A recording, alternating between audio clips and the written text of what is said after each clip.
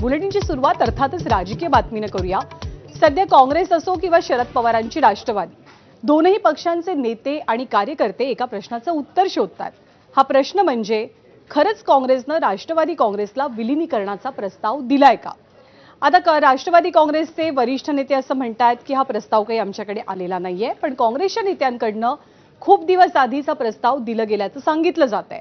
त्यामुळे या मुद्द्यावरनं, विलीनीकरणाच्या बातमीवरनं महाविकास आघाडीतल्या दोन महत्त्वाच्या पक्षांमध्ये नवीन बेबनाव सुरू झालाय का याची चर्चा रंगू लागली आहे।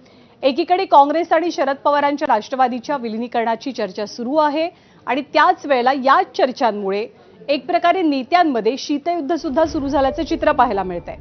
कारण नाना पटोलेंनी आधी काँग्रेसची मूठ बांधावी आणि आमच्या पक्षाची काळजी करू नका, आमच्या पक्षाची काळजी आम्ही घेऊ, या शब्दात शरद पवारांच्या राष्ट्रवादीचे प्रदेशाध्यक्ष शशिकांत शिंदेंनी एक प्रकारे नाना पटोलेंना सुनावलंय। विलीनीकरणाचा प्रस्ताव हा बऱ्याच आधी दिला गेला होता, त्या प्रक्रियेला आता सुरुवात झाली असं वक्तव्य नाना पटोलेंनी केल्यामुळे राष्ट्रवादीचा संताप झाला। राष्ट्रीय पातळीवरती ममता बॅनर्जींच्या तृणमूल काँग्रेसला सोनिया गांधींनी विलीनीकरणाचा प्रस्ताव दिल्याची माहिती समोर आली आणि मग ठाकरेंच्या पक्षानं सुद्धा पवारांच्या राष्ट्रवादीसमोर काँग्रेसमध्ये विलीनीकरणाचा सल्ला मांडला। त्यामुळे केवळ विलीनीकरणाच्या चर्चा इतक्या वादळी असतील तर प्रत्यक्षात विलीनीकरण किती कठीण असेल याचीच ही चुणूक म्हणावी लागते।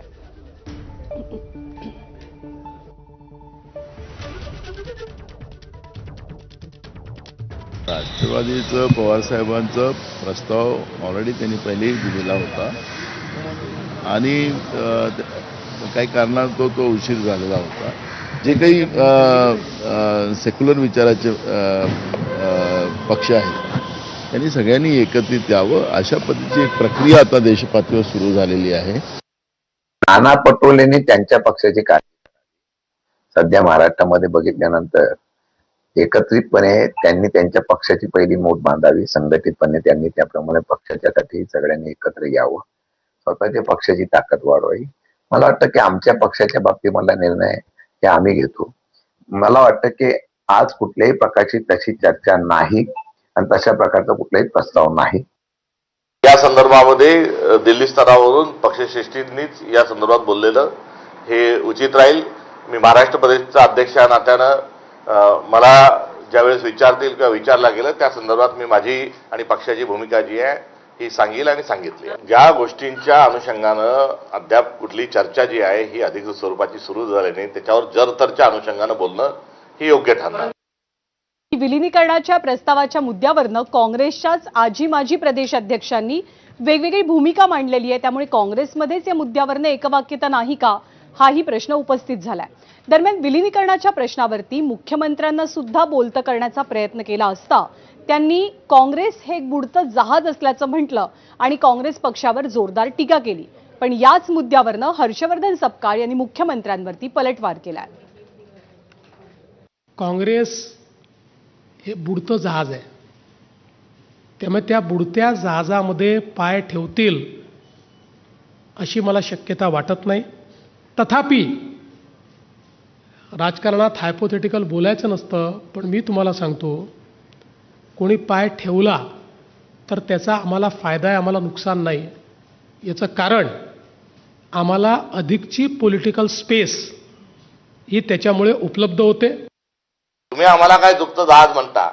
काँग्रेस मुक्त भारत करण्याच्या नादात तुम्ही जर तुमच्याच मंत्रिमंडळामध्ये मागे वळून पाहिलं तर आता भारतीय जनता पक्ष आणि तुमचंच मंत्रिमंडळ हे काँग्रेस युक्त झालेलं आहे। त्यामुळे काँग्रेस ना डुबतं जहाज आहे ना उगवता सूर्य आहे। काँग्रेस काँग्रेस काँग्रेस म्हणजे काँग्रेस आहे आणि काँग्रेसचा आणि भारताचा डीएनए हा एक है। जब तक सूरज चांद रहेगा काँग्रेस और भारत का चोली दामन का साथ रहेगा। आणि विलीनीकरणाच्या याच मुद्द्यावरनं राष्ट्रवादी काँग्रेसला सल्ले देणं सर्वात आधी कुणी सुरू केलं तर ते शिवसेना ठाकरे पक्षाचे खासदार संजय राऊत यांनी। जर शरद पवारांनी पुढाकार घेतला तर विलीनीकरण होऊ शकतं असं संजय राऊत म्हणतात, पण संजय राऊतांच्या या सल्ल्याला भाजपकडनं सुद्धा चोख प्रत्युत्तर मिळालंय।